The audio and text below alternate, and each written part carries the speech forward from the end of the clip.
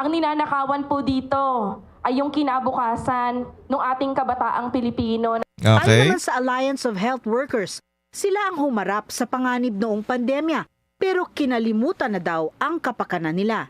Marami pong benepisyo ang hindi pa ibinibigay ngayon at laganap din po ang mga contractuals. O, sino may kasalanan yan? Si VP Sara? Hindi. Si Bongbong Marcos. Siya yung presidente eh.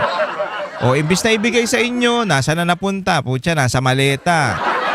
Hindi naman sa kinakampihan na dahil nga tayo Duterte supporter, dahil sinusuportahan natin si VP Sara. Inyo idama yung Ali. Wala namang ginagawang masama yung Ali. Ginipit nga yan ng todo eh.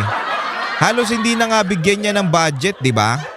O kaya nga naputol yung mga project o yung mga programa ng OBP, yung burial assistance. O nawala yun. Bakit? Ginipit eh. Walang budget eh.